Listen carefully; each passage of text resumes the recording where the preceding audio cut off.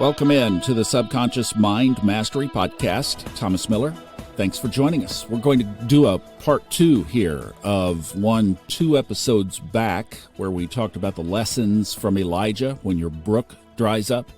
A lot of you liked that episode, and there's definitely a sequel in here. In fact, there are 2 more. There's this one and 1 more. So we'll do all of those, not at this one time, because I think I have probably about an hour's worth of notes here, and we're not going to go that long, don't worry, but there is a lot to glean and learn from the next phase of this story from the Old Testament about a prophet named Elijah. Just a quick personal aside, I'm going to dedicate this to my buddy Mike O'Sullivan. I think I've done this a couple of times in the past. Mike was a great listener, friend, almost like a brother. And he took an early quick exit a couple of years ago, and this is the week as I'm recording this in May of 2024 of his birthday. So, Mike, tipping my hat to you, and thanks for when you've been showing up. I appreciate it. And thank you for letting me have that quick moment. Now, if we go back 2 episodes, the story was about Elijah. You'll have to listen to that. I'm not going to recount it because I truly, seriously don't have time. But the whole idea is that sometimes, and even in his case, by our own prophecy, by our own word, or we could say by our own manifestation, we set an intention, we go out, and our brook dries up. You'll have to listen to that one before this one to get the context, because we're going to pick up in the Old Testament. We're in the book of 1 Kings, and the chapter is chapter 17. So Elijah had gone to the king. He had declared that there was going to be a famine for at least 3 years. And then the Lord told him to go by the brook Kerith, and you'll be provided for there. And then verse 7. Sometime later, the brook dried up because there had been no rain in the land. Well, yeah, he created it. And that's one of the first lessons right off the bat here is often by our own intention and creation, the brook dries up. Our provision goes away. Why? Because, as we're about to see, it's time to move to new ground. It's time to continue the story. The brook, our comfort zone, our security, our provision, dries up. Then the word of the Lord came to Elijah, his intuition, his higher guidance. Go at once to Zarephath in the region of Sidon and stay there. I have directed a widow to supply you with food there. So he went to Zarephath. When he came to the town gate, a widow was there gathering sticks. He called to her and asked, "Would you bring me a little water in a jar so that I may have a drink?" And as she was going to get it, he called, "And bring me, please, a piece of bread." She spun around. She said, "As surely as your Lord God lives, I don't have any bread. Only a handful of flour in a jar and a little olive oil in a jug. I've been gathering a few sticks to take home and make a meal for myself and my son that we may eat it and die." Elijah said to her, "Don't be afraid. Go home and do as you've said, but first make a small loaf of bread for me from what you have and bring it to me. And then make something for yourself and your son. For this is what the Lord God says." This is the intuitive instruction.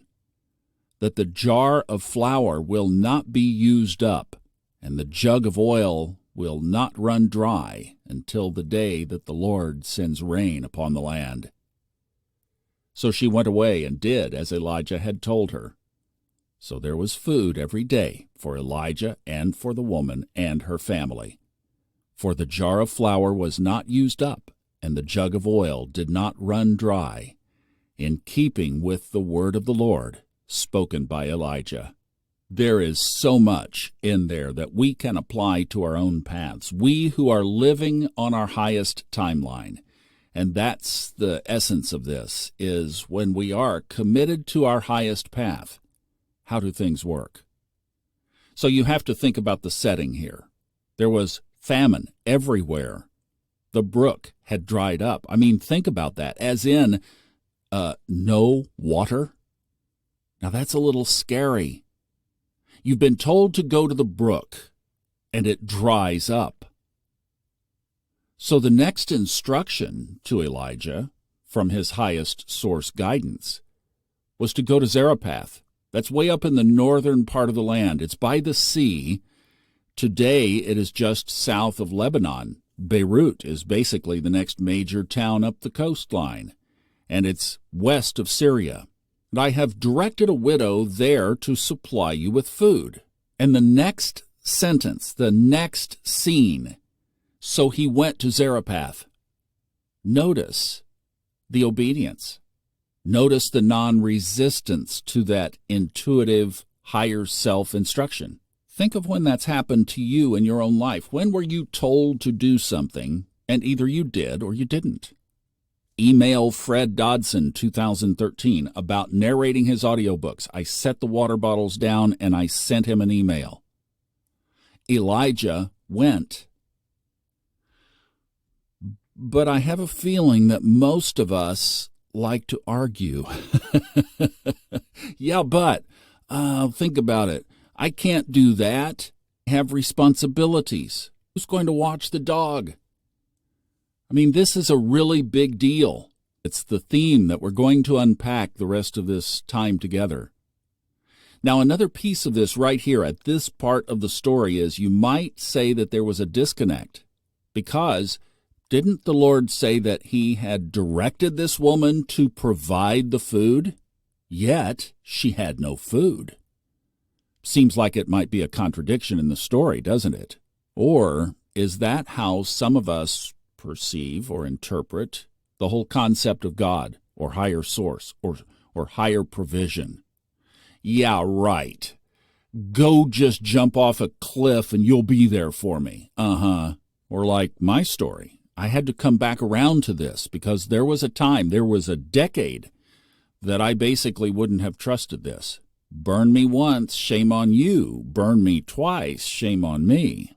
Now I know that even though I wasn't following higher guidance through those years of my life, ending that second relationship was the best thing that could have possibly happened to me.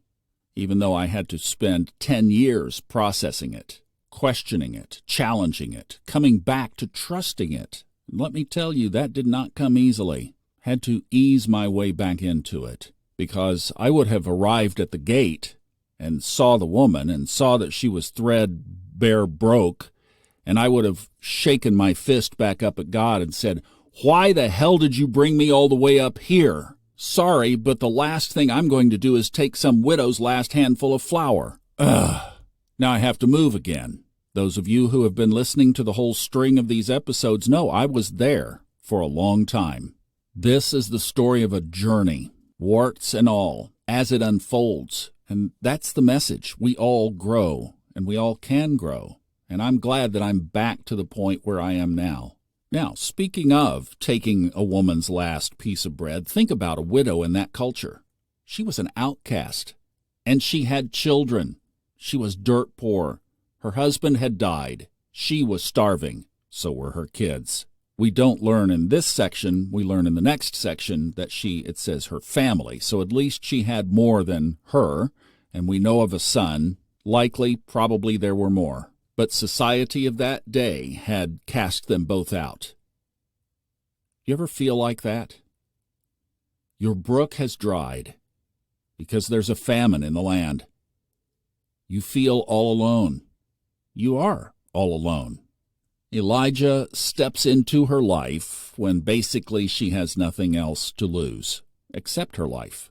I find that the way this story is told, that neither the prophet, Elijah, nor the poor widow resisted the process of what they were supposed to do. For Elijah, he could have said, "I don't need to go up there. I got to get out of here. I'm near a port where I am now. I've got to get on a boat for Greece. I'm not going to die in this barren wilderness, and I'm sure not going to go up and pluck food from a poor widow." No, there's not even a counter-argument. He just did what he was told to do. He trusted Source for his provision. He had just seen the greatest display of provision that you could ever have.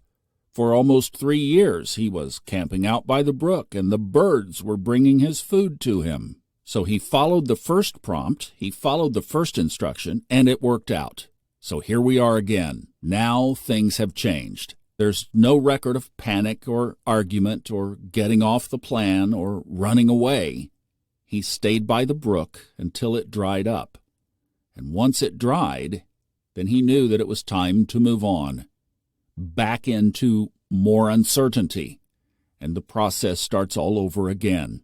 And another point here, and we're not given clarity on how loud this message was, but often these messages are subtle. See, the same source that told Elijah what to do also said that the widow had been directed to do something, but she wasn't aware of it. She didn't pick up on the command. She just had an obedient heart and nothing else to lose. I love the way that this is translated. Here they are standing at the gate. He tells her to go home. Make me a loaf of bread. Bring me the first loaf. Then you go back and make one for yourself.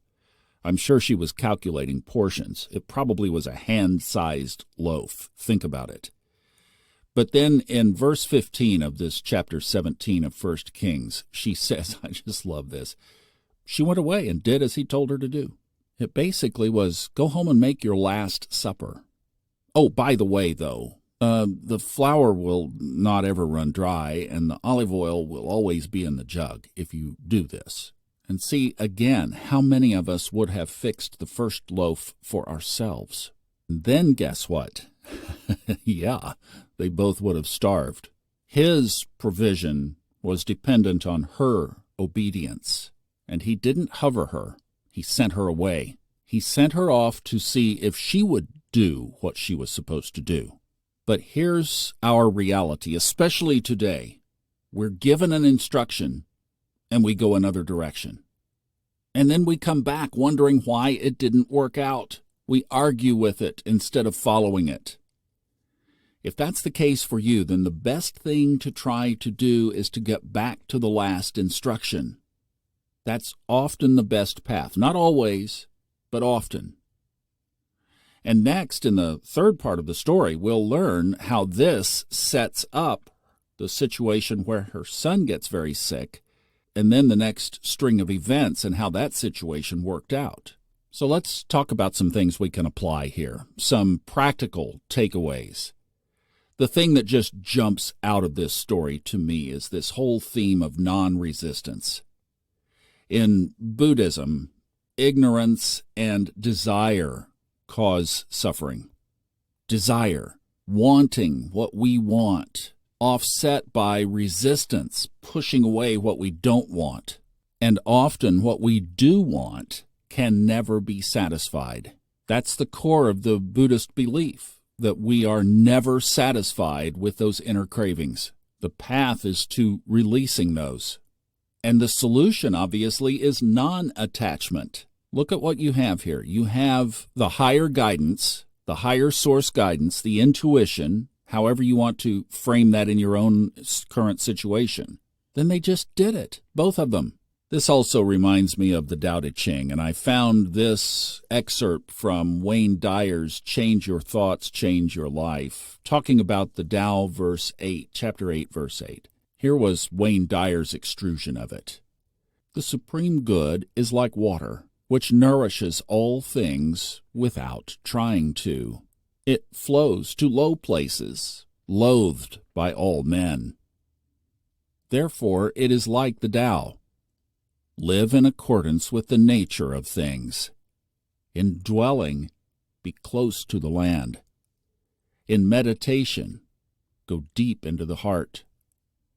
In dealing with others, be gentle and kind. Stand by your word. Govern with equity. Be timely in choosing the right moment.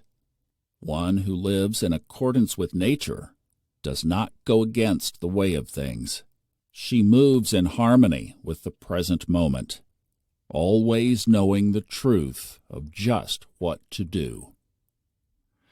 And this from the Tao, chapter 43. That which offers no resistance overcomes the hardest substances. That which offers no resistance can enter where there is no space. few in the world can comprehend the teachings without words or understand the value of non-action. Whoa. Our challenge is to be one of the ones who can live that way. If you find in reflecting on this little talk that you have taken the path of resistance, then try to do what you can to find your way back to the flow, perhaps to that place where you got off track. Or simply sit where you are in non-resistance, knowing that your very path, in other words, getting off path, if you will, is your teacher, and ask for the next instruction, and be willing to be more inactive and silent until you get it. And then when you get it, do like these two did. Just do it. I'm telling you, this was my hardest lesson. It took the Colorado years to, in a sense, in a way, beat it out of me. There was willingness to come along up to a point. I followed it as long as I agreed with it. Then the universe had its way, sent me a tough lesson, shook it out of me, and resolved it. That was it. I just was done. I'm not going back to the old way. I love Malcolm Gladwell's concept of blink. And remember, in our story, the instruction only came once. That was the blink.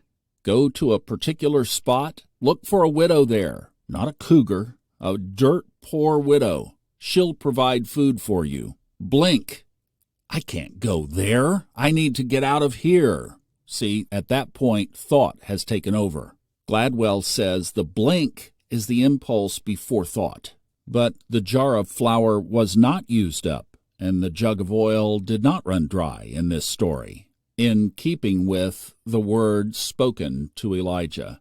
This is, to me, a metaphor of these very real and temporary life disruptions that come our way from time to time. Ever been there? Ever had a reset? We all have, haven't we? Probably multiple times. Today, this would look like having to move out and get your own place because of domestic violence, or getting called down to HR at 4:30 on Friday from your six-figure-plus job, or the death of a child, or a relocation to a strange place. And, of course, there are many more. But the adventure is that when we operate from the perspective that if we maintain our connection to the home office, to the Lord, to Source, to our guidance, if we don't break that connection through a long list of ways that we have our ways of disrupting it, if we live it and practice it and nourish it and guard it, and if we follow the guidance, both of them just did it. Put Nike's swoosh right on your forehead, just do it. Then we trust the process will be for our ultimate good. So, we're tracking Elijah. He's told to go by a brook where birds will bring him food and the water will flow from the brook. And then that comes to an end. So he goes to the next step. Through a widow's poverty, he, she, and her family are fed.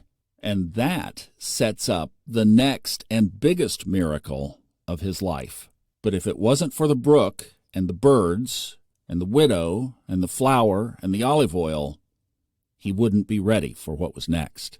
See, it all is for our highest good. We just have to trust the process. The story doesn't say, but I'm wondering if Elijah enjoyed the journey. We have that choice. Thanks so much for listening. We'll pick up the third part down the road. I'm Thomas Miller, sending you love.